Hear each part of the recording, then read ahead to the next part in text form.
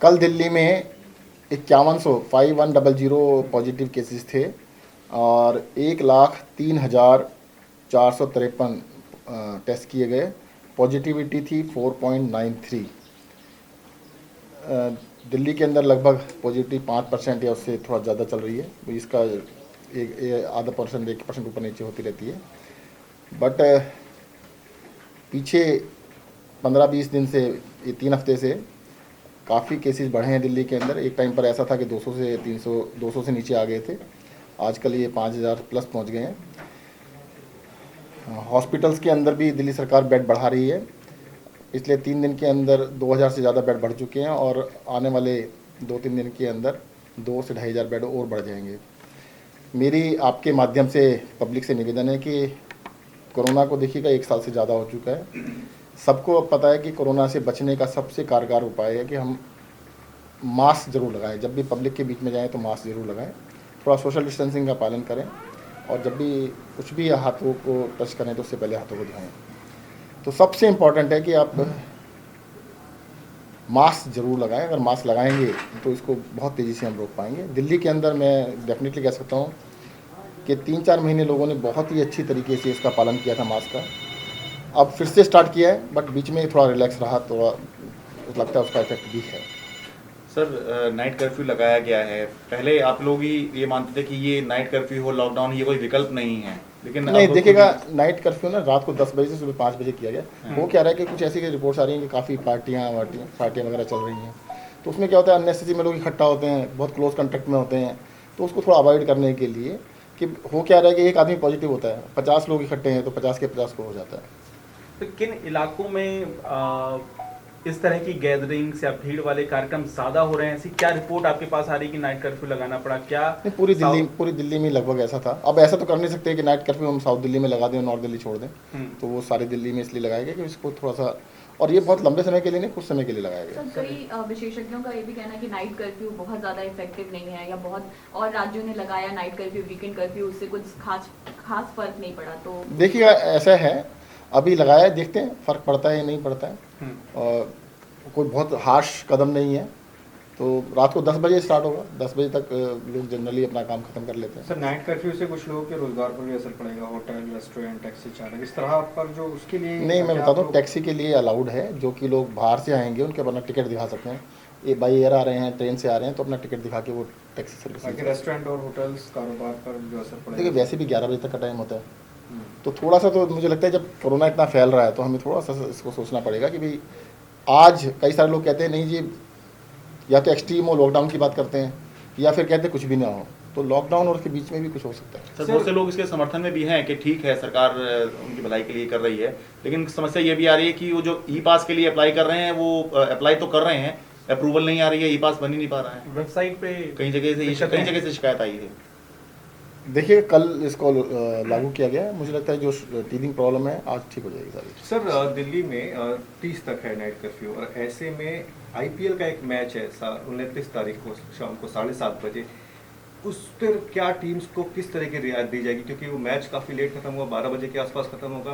क्या प्लानिंग अभी देखिएगा, अभी हम कोरोना पे कंसंट्रेट कर रहे हैं, अभी मैच के बारे में नहीं सोचा। लेकिन मैच तो है सर, उस कोई बात नहीं, इसको बाद में देख सर, लेंगे। कुछ दिन में शादियां भी शुरू होने वाली हैं और शादियां तो रात में ही होती हैं, तो ये क्या इनके लिए अलग से छूट दी जाएगी? देखिए, अभी आप ना, मुझे ऐसा लग रहा है कि गंभीरता समझ नहीं रहे हैं। गंभीरता ये है कि दिल्ली में, जिसके अंदर कई महीने तक लगातार 200 से कम केस थे, लगातार 3-4 महीने तक, वो पिछले 3-4 हफ्ते के अंदर बढ़ते हुए 5,000 क्रॉस कर चुके हैं। और ऐसा लग रहा है जिस तेज़ी से बढ़ रहा है, ये हो सकता है पुराना रिकॉर्ड भी कैंसिल, उसको ना चला जाए। दिल्ली के अंदर पॉजिटिविटी 5% से ऊपर चल रही है, महाराष्ट्र में 25% है, छत्तीसगढ़ में 16% है, कई राज्यों में 10% से ऊपर चल रही है।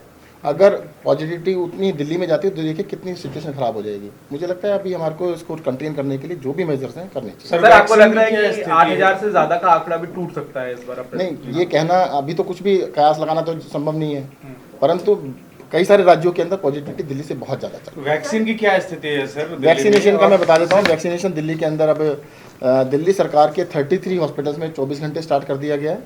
कल का मैं आपको डाटा बताता हूँ। कल रात को, मतलब ये 10 बजे तक का डाटा है, तब तक 21,388 प्राइवेट हॉस्पिटल्स में लगवाए गए थे वैक्सीन, और 62,825 ये सरकारी अस्पतालों में लगाए गए थे। कुल मिलाकर 84,213 82,000 से 84,000 से ज़्यादा वैक्सीन लगाई गई, जिसमें 75% सरकारी हॉस्पिटल्स में और 25% प्राइवेट हॉस्पिटल में लगाई गई। सर वैक्सीन कितना अवेलेबल है, मैं ये पूछ रहा था अभी कि तो अवेलेबल वैक्सीन- है, अभी अवेलेबल है। लेकिन आपकी पार्टी प्रोटेस्ट कर रही है बीजेपी दफ्तर के सामने कि जो वैक्सीन आप निर्यात कर रहे हैं दूसरे देशों में भेज रहे हैं उसको देखिएगा, लेकर। वो कह रहे हैं कि भाई पहले हिंदुस्तान में तो लगा लो। हम रिक्वेस्ट कर रहे हैं, देखो पहले कल भी मैंने कहा था, फिर से कह देता हूँ,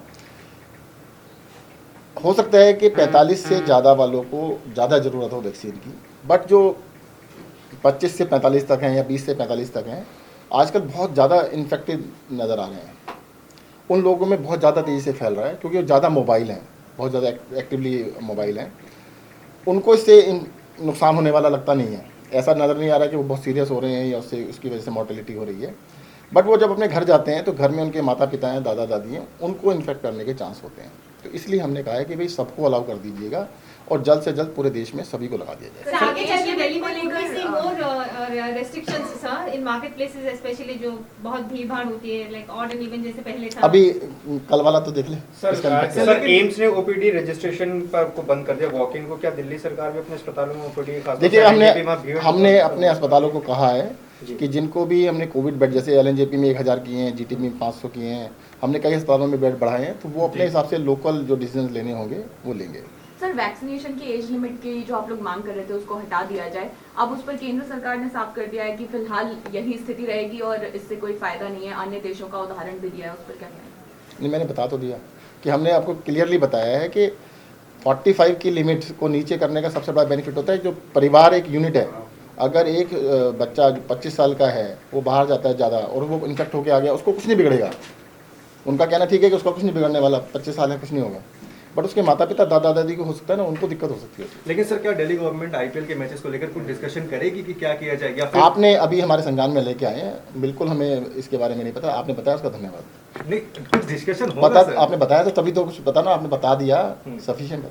सर अभी ये जो केसेस बढ़ रहे हैं सर, ये कहाँ तक पहुंच सकते हैं आप? देखिएगा, ये कहना तो बिल्कुल अंदाज़ा लगाना, बिल्कुल मैं तो कहूँगा कि जितने भी दिल्ली में बढ़ रहे हैं कि मेरी चले तो आज से बढ़ने बंद हो जाएं, आज के बाद केस ना बढ़ें, धीरे धीरे कम हो जाएं। मैं प्रार्थना करता हूँ आप सब भी कीजिएगा कि दिल्ली के अंदर जो केसेस थे 5000 क्रॉस कर गए नहीं हैं। लगता क्या है सर? वही पूछ लगने से कुछ नहीं होता ना, लगता तो है कि पहले के हिसाब से देखा जाए तो ख़त्म हो जाना चाहिए था। हमेशा से 1 महीने के अंदर पीक आ गया था, तो 1 महीना हो चुका है।